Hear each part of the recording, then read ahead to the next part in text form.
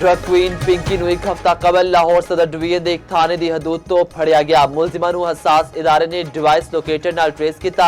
Police ਜ਼ਰਾਇਤ ਦੇ ਮੁਤਾਬਕ ਲਾਹੌਰ ਵਾਲੇ ਘਰ ਤੋਂ ਕਰੋੜਾਂ ਰੁਪਏ ਮਾਲੀਅਤ ਤੇ ਮਨਸ਼ਿਆਤ ਬਰਾਮਦ ਹੋਈ। ਮੁਲਜ਼ਮਾਂ ਨੇ ਇੱਕ ਸਾਬਕ ਪੁਲਿਸ ਇੰਸਪੈਕਟਰ ਨਾਲ ਦੂਜਾ ਵਿਆਹ ਕਰ ਰੱਖਿਆ ਸੀ।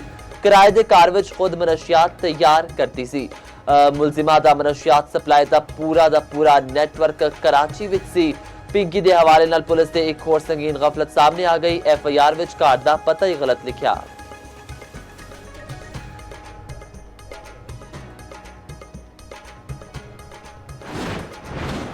ईरान दुरुस्त फैसले करे वरना असीं अपना काम मुकम्मल कर देवांगे। अमरीकी सदर ट्रंप दे चीन रवानगी तो पहले ईरान नूं नवीं धमकी। आख्या चीनी सदर नाल ईरान दे हवाले नाल तफसीली गल होवेगी। ईरान दे मामले ते चीनी सदर समेत किसी दी मदद दी लोड़ नहीं। अमरीका ते चीन दुनिया दी दो सुपर पावर्स ने। चीनी सदर साल दे आखिर विच अमरीका आएंगे।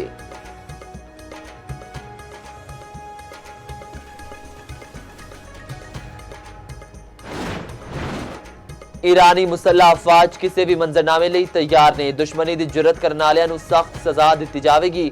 तर्जुमान ईरानी वजारत खारजा इस्माइल बकाई आखते हैं कि अब्बास अरागची ब्रिक्स समिट पर शिरकत लई भारत जाएंगे। दुनिया बरबरीयत तसल्लुत मस्तरद कर दिए ते ईरान दे हक विच बोले। इस्माइल बकाई दा दुनिया तो अमली इक़दात उत्ते जोर।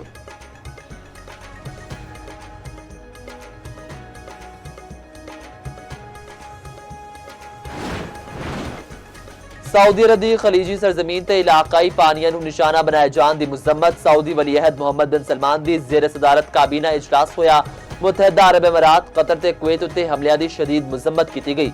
खलीजी रियासतां दे तहफ़्फ़ुज़ लई कीते जाने वाले इक़दामात दा जायजा।